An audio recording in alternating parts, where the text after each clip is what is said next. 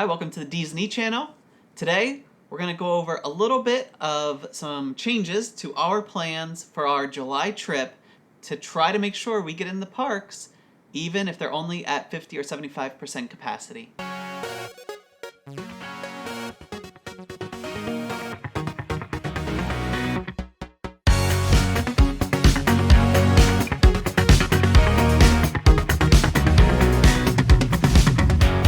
We have been getting some news, and it's, again, not directly from Disney itself, just some outside sources and things like that we, go through, we read, we have a trip coming up, and we want to make sure that if it's happening, we want to make sure that we have every opportunity to make it into the parks that we can. So one of the things we read was from, I think it was the task force in Florida, and they kind of went over some information, and some people said about 50 or 75% capacity in the parks, and I know that they almost never reach capacity anyway. But when we go, we have gone in the past over. We went during Galaxy's Edge opening, very crowded. We went over Easter and spring break time a couple of times, very crowded. So they're getting close to capacity, probably well over the 50 or 75% capacity of the park, that it could be at. So there are a couple of ways that people, when they go around Christmas time or New Year or spring break, that if they're hitting close to that capacity, that they kind of, have a better chance of getting into the parks than if they don't take these couple of steps. So a couple of the steps is make sure that you are staying on property. You're able to make your dining and fast pass reservations well in advance, particularly for the dining reservations, because if you have a reservation in the parks and they are getting to that capacity, you're more likely to get in because you have that reservation. So that being said, we weren't going with the meal plan, and we only had, was it 2 table service? Yes. For the 7-8 days that we were going to be there. Yes. And 1 droid building. Yes. Reservation. That's a big one also. So, because of that, we added a couple of dining reservations. We added 1 every day. Now, because we're not on the dining plan, we were looking for the best budget-friendly options. So we'll go through those. When we're getting to the park on Saturday, we actually had lunch at Be Our Guest, and that was not a one that we added, or did we add it, right? Did add that we one. added Yep. that one. So we added lunch at Be Our Guest. That's at 1:45. Again, you want to try to spread out your dining reservations so that they're not at normal times. If you're eating at 12 o'clock, guess what? Everybody's eating at 12 o'clock. A, you're less likely to get your reservation, and B, everybody's eating at that time, so there's not as many people in line for the rides. So make sure you stagger those out. That's a pretty late lunch for Be Our Guest, but we're eating at Be Our Guest. We have a reservation. So if they're only at 50, 75% capacity, we're more likely to get in because we have those reservations. And again, at this time, we'd be staying at the Wyndham Garden in Disney Springs, which is like a Disney affiliate resort. It's not a Disney resort, but you're still able to get those dining reservations well in advance. So Sunday, we'll be at Hollywood Studios. We have our droid building, so we already have reservations for that. We didn't have to add anything. If you had any... No, I was just listening and processing. And being excited for building droids, right? Yes, yeah. Yes. We've been going over, which one are you going to build? Are you going to build, the R2 Astromech type, or are you going to build the BB-8 rolling ball type? I don't know. It's we're, so exciting. Monday, we're going to be in Magic Kingdom. We already had reservations for the plaza for lunch, so we didn't have to add anything for that. So we're good there. Tuesday, we'll be at Epcot. We booked lunch at 1:30 at Via Napoli for some pizza, which is, again, a pretty good price-friendly option. It's not overly expensive. You're not paying like you would to eat at a more expensive, like a Chef's de France or something like that. But if Space 220 opens and we're able to get reservations for that, we're going to see if we can switch that over for that. But as of right now, because the parks are closed, they don't have, and nobody's there working on Space 220, it's closed. So no reservations for that yet, but we're crossing our fingers that it will. But Mm-hmm. Via Napoli would be a good plan B. And because it's a plan B, we already booked it just in case. Mm-hmm.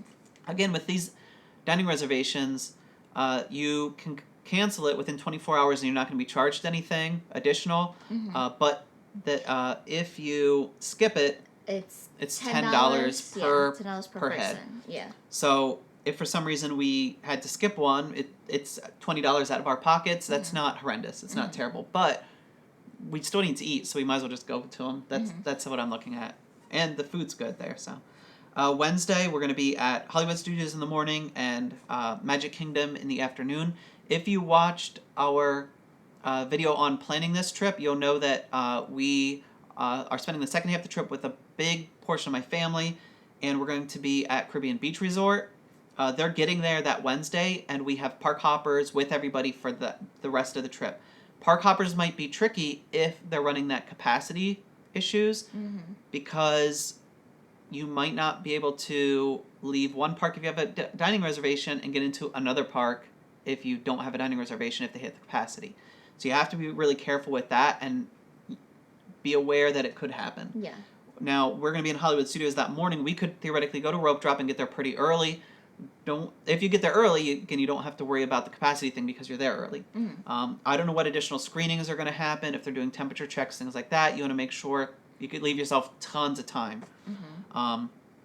We booked for that evening an 8:05 reservation for the Skipper Canteen, which I'm kind of excited for. The food is a little out there, a good amount of seafood, and I'm not a big seafood eater myself, but I know that they have a steak option or something similar to that and things like that, and I think they have a chicken option, stuff like that. So I'm kind of excited. I like the Jungle Cruise a lot, so I'm excited to see how my waiter treats me, if they're like funny like that, like silly like that. So I'm excited. That one I'm not as excited for, just because the food menu. Yeah. Like normally I'd like to try, everything. Like if I've never tried it before and it sounds like something I would enjoy, like I like to try it, but I don't know, seemed a little. Yeah, it's tough, but we've never eaten there, so we haven't reviewed it either. Yeah. So it'd be a good opportunity for us to eat there and review it for you guys. So it's there. It's Skipper Canteen. Wednesday, we'll be at the Magic Kingdom that evening. Thursday, we'll be at Epcot. We have a big family, 18 people, in I think 2 sets of 9 reservation for Tokyo dining.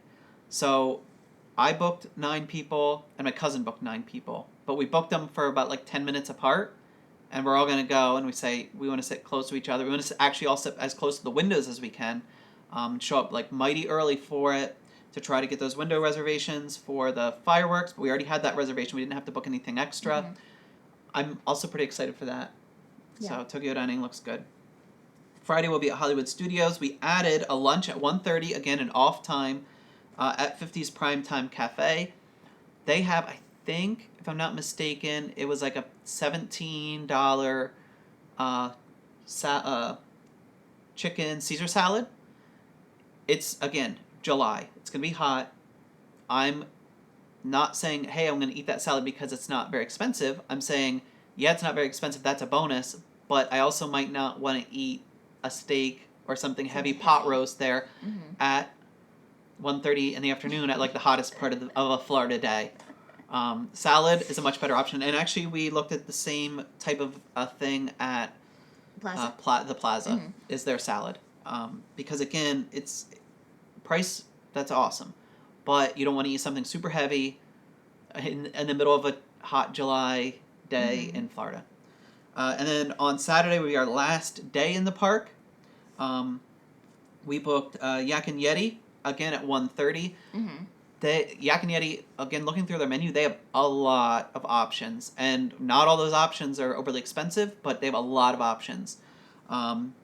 And some other things you might look at, Sci-Fi Dine-In Theater has some not overly expensive options if you're in Hollywood Studios.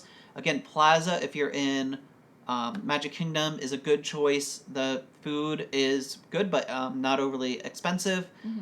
The menu is pretty good also, and I think they have the bottomless milkshakes, which is awesome. I like those. Again, on a hot July day, nothing like milkshakes. Animal Kingdom, your Yak and Yeti is good, but also they have a family-style pizza dinner at Pizzafari that I think is like $22, $23 per adult, and the kids might be like $12, and there's a lot of food, and that to me was also a pretty good option. We're already eating pizza at Viennapoli already, and the Yak and Yeti looks good for us, so like we're kind of a little more adventurous. But I recommended the Pizzafari to my family in case that they weren't as adventurous. That's okay. And they could split that party up and stuff and say, hey, half of us are going to eat Yak and Yeti, half are going to eat at Pizzafari. I think that's only a dinner option for Pizzafari, but it's a good option. And they actually, I think, have a reservation also for the show at the Polynesian Resort that evening. We're actually going to stay in the park for Animal Kingdom and watch the river show because we haven't seen it yet, and I'm really excited for that. And I think Viennapoli was the option for the more inexpensive option again because of the pizzas at Epcot. Yeah. So if you yourself have any good ideas on how to get into these parks once they open, if they're at less than full capacity, please let us know in the comments section so we can take those precautions and do them so we can get into the parks in July just in case they're open. If you haven't heard of these ideas but you think that they're good ideas, please let us know in the comments section or share it with any friends or family that you may have that are going to the parks, possibly upcoming when this whole situation may still be not fully resolved but still have the parks open. Again, we also didn't talk about, we bought some masks, which we can talk about later, specifically for the park, but that'll be another video. If I didn't say it earlier, but if you liked the video, please hit that like button. And if you've seen our content and have been on the fence about subscribing, please subscribe, tink that subscribe button, and hit the bell for notifications. The Tinker Bell, I like to call it. And that way you'll be alerted to any upcoming content that we may be sharing. Again, thank you so much for watching. We really appreciate it. And we'll see you on our next video. Thanks so much.